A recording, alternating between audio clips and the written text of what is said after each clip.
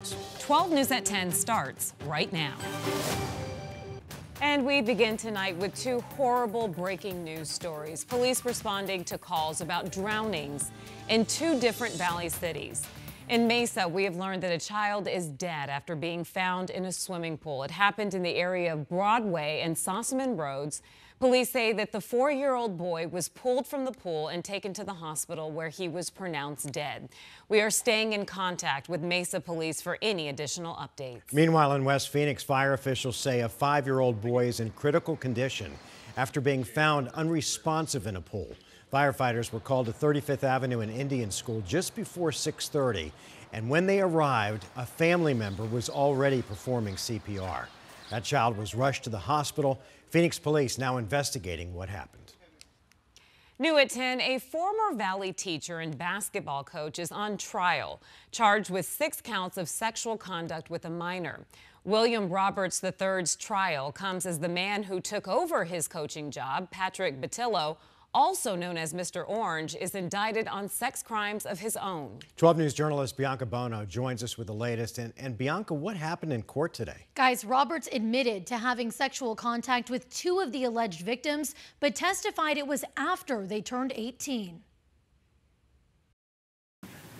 William Roberts III taking the stand in his own defense Monday. The former Peoria High School basketball coach and teacher is charged with 6 counts of sexual conduct with a minor, and the allegations from the 2 alleged victims date back to 2006 and 2011. What did you say to Detective Viscara about the allegations being made by This is completely false. I did not do it. On Monday, a 3rd alleged victim of Roberts was discussed prior to him moving to Arizona in 2005. Were you ever charged in Delaware with any crimes related to No. Roberts admitting he did have a sexual relationship with 2 of the alleged victims, but says it was after they turned 18. One of them, a former manager of the varsity basketball team he coached. I didn't see her when she was underage. According to a Peoria Unified School District spokesperson, Roberts received a background check when he was hired and was placed on leave in December of 2019. He resigned in May of 2020, which is when Patrick Batillo, also known as Suns superfan Mr. Orange,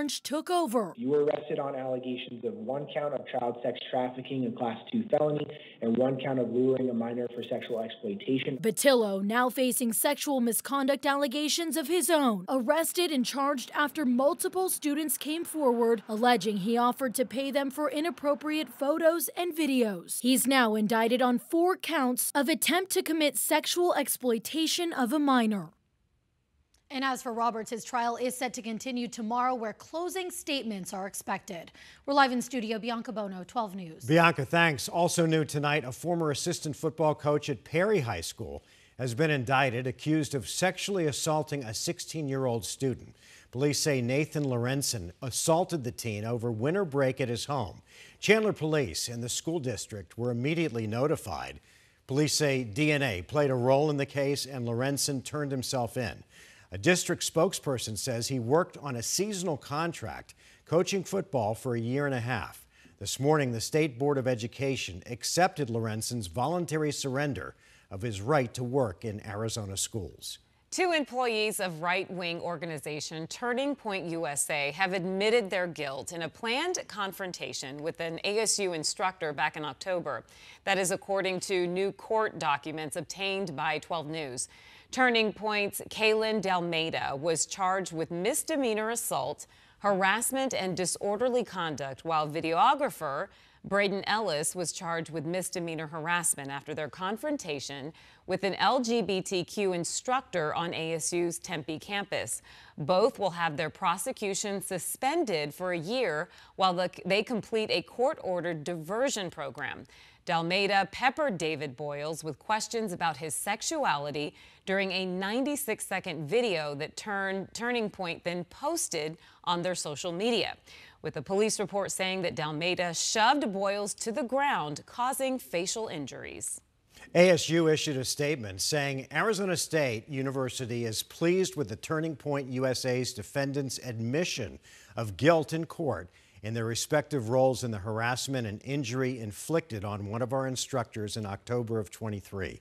Harassment or threatening behavior towards ASU employees will not be tolerated.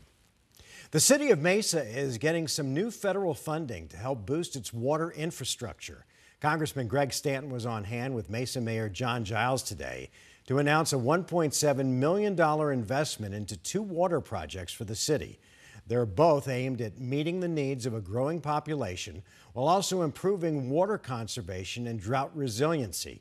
Stanton says a major focus of the projects will be creating a system that catches potential water main breaks before they can cause any major problems.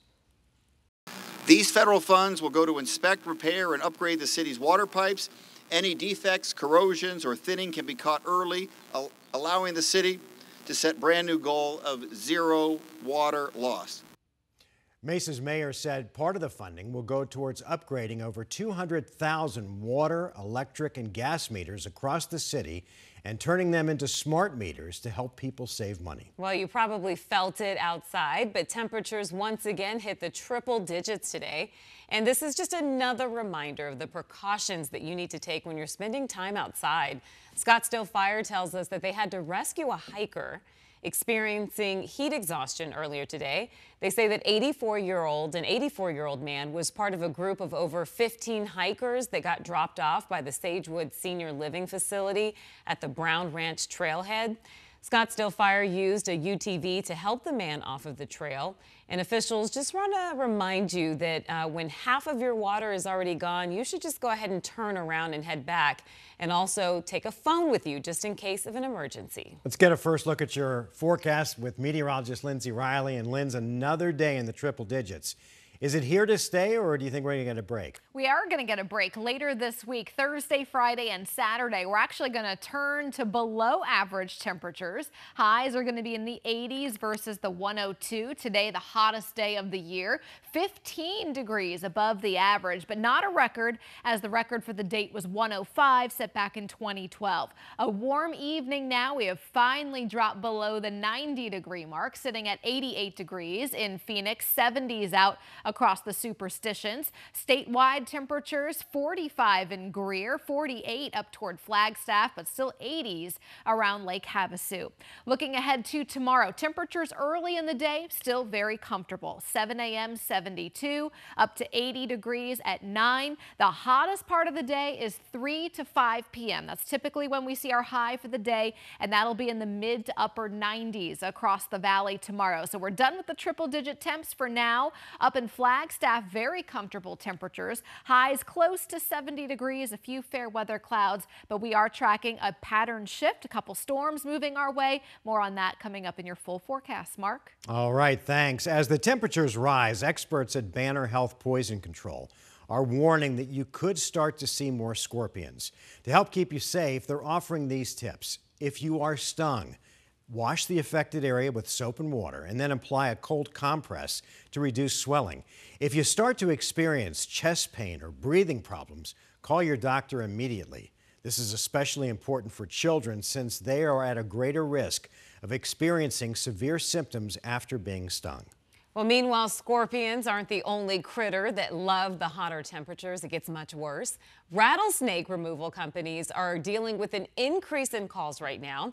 And 12 News journalist Gabriela Becerra spoke with the experts who say that the reptiles are coming out for more than just food and water. The valley is heating up, and rattlesnakes are out and looking to mate. It was a really special first time. Herpetologist Nicholas Massimo, I am the snake guru, the one and only, caught 2 rattlesnakes connecting on the patio of a Valley assisted living home. They did not get embarrassed. They did not stop. They kept mating the whole time, from picking them up to transport to release, and yeah, it was impressive.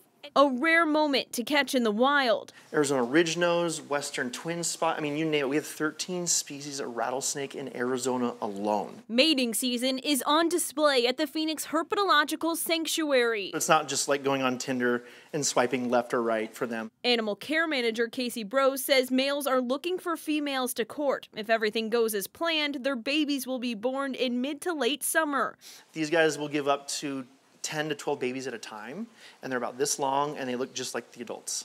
and they're stinking cute. Despite popular belief, experts say rattlesnake behavior toward humans doesn't change with mating season. What they're doing is looking for love from other snakes. So we don't have to think of them as being more aggressive. They may be more aggressive towards other rattlesnakes. If anyone gets too close, they'll always be sure to let you know. Zzz, and they hear that tall tale warning, and we go out and pick it up.